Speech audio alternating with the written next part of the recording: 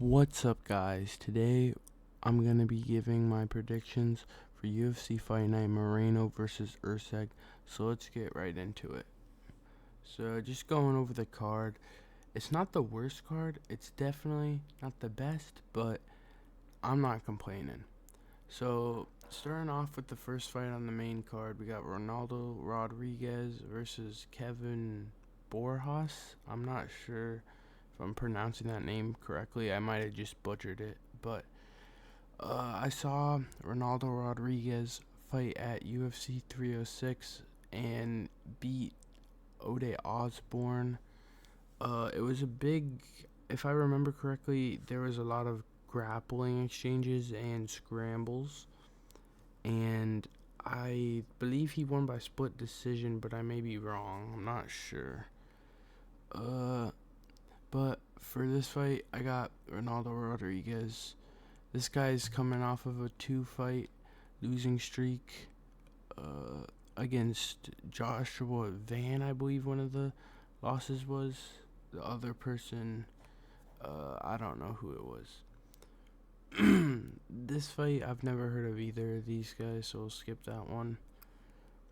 So this fight, this isn't any featured fight, but this is this fight features Raul Rosas Jr., as we all know, is a big upcoming prospect. He was the youngest UFC fighter, I think, ever. When he joined, he was 17 on the Dana White Contender Series. But I want to see him. I think we all know he's going to win this fight. If he doesn't, then that'd probably be not an upset, but definitely a big surprise. But I would like to see him, if he wins this fight, go and fight someone in the top 15 of the bantamweight division. He's on a pretty big win streak. I don't remember how many fights, but I know he's very skilled and can probably fight the top of the bantamweight division with a little bit more experience. So going on to the featured fight. These are the fights with a little bit more weight on them. The main event is only one of the rankings, but these are all interesting fights with very entertaining fighters. So going on to the featured fight, there's Kevin Gastelum versus Joe Pyfer. Joe Pyfer has a lot of power. Kevin Gastelum has a lot of experience. Joe Pyfer, he was a very well-renowned prospect, but he kind of fell off with his inactivity in the middleweight division. But as we can see, he's fighting this weekend, and he's fighting Kevin Gastelum, the former, I think, middleweight interim challenger, I think it was. I'm not sure if it was the undisputed or interim. I believe it was the interim. But he's the underdog. Joe Pyfer's the favorite. Everyone's picking Joe Pyfer, but I got a weird feeling Kevin Gastelum might be able to pull it off. I know he's old and I know he's big and fat now, but I think he might be able to pull it off. I got a strange feeling about this fight. I don't know. I know Joe Pyfer looks better on paper, but my pick, I'm just gonna go with Kevin Gastelum because this fight doesn't really affect the rankings in any way and doesn't do much for the middleweight division other than Joe Pyfer possibly getting on a win streak.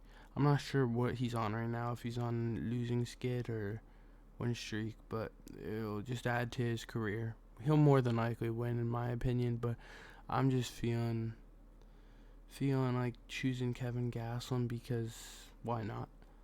So going on to the co-main and the main event.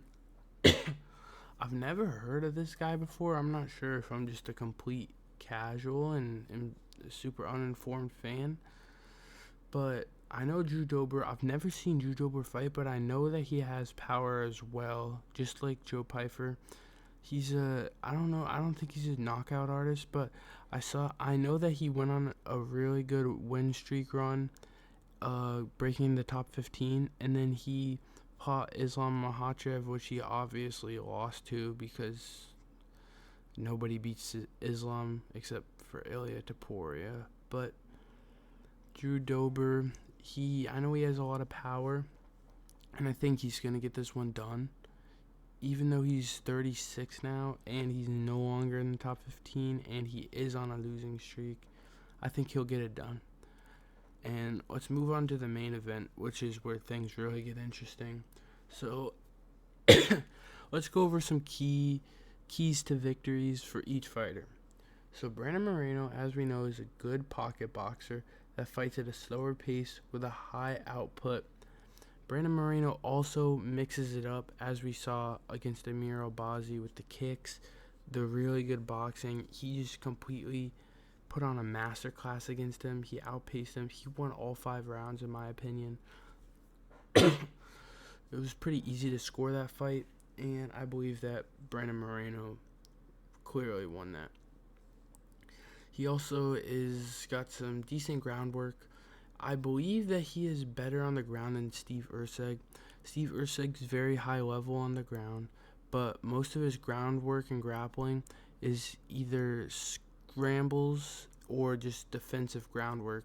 A lot of his jiu-jitsu game that it seems that he focuses on is just defensively scrambles, evading submissions, and getting at a high-risk positions. So, some other things that I've taken note of about Steve Erceg is that he's really good at controlling it where the fight is taking place. One thing I noticed is that Steve Erceg has really good distance management with a jab in the beginning rounds of the Pantoja title fight. He was able to keep him at range and avoid a lot of Pantoja's ranged attacks, like his low calf kicks and his high kicks. He was able to also keep Pantoja at range and almost force the shot out of him. Force the takedown because Pantoja couldn't find success on the feet. And Steve Erceg being the much longer guy for the division, he's 5'8", I believe, which is huge for 125 pounds.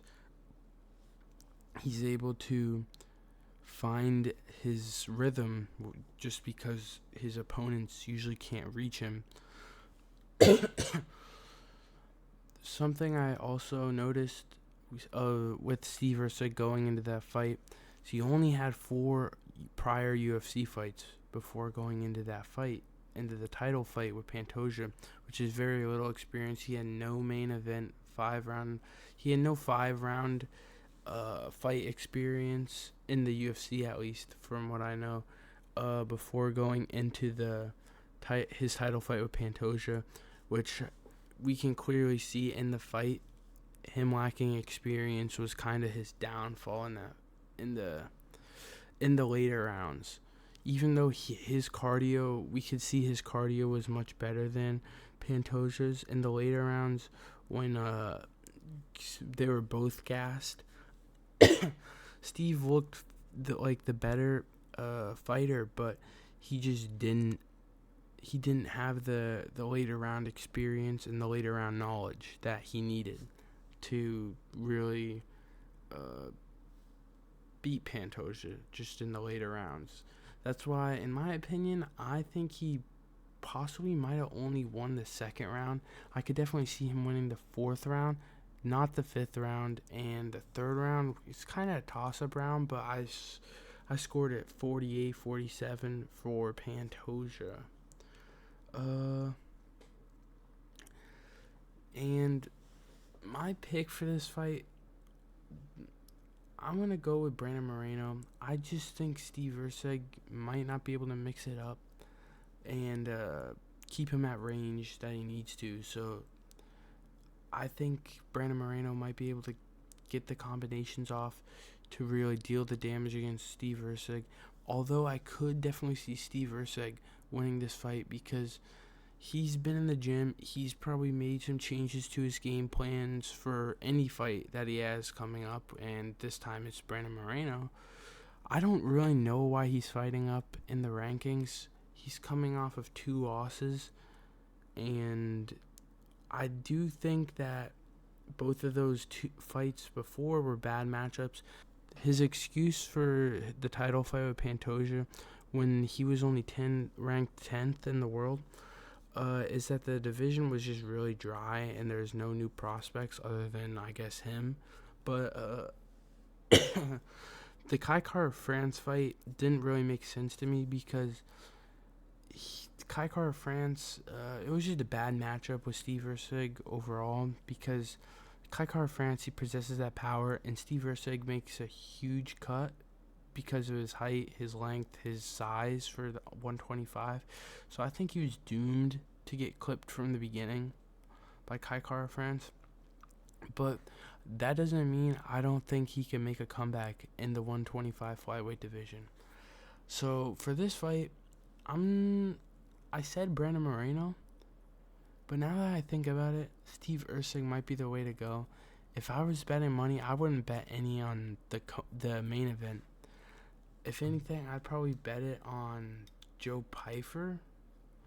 But I mean, I don't know. A lot of these fights are just so close. If I had to bet money on anyone, it'd probably be Raul Rosas Jr. because he's the person I got locked for this card. This card isn't that bad. I think it should be pretty entertaining, being that it's in Mexico City and all these fighters are usually pretty entertaining. I think there might be a few finishes on the main card. On the prelims, I haven't really heard of any of these fighters except for this one. I know she fought Mackenzie Dern, I believe, and I know this guy fought only a month ago. But that's my opinion on Moreno versus Erceg UFC Fight Night. Thanks for watching, guys. Like and subscribe. I'll see you in the next one.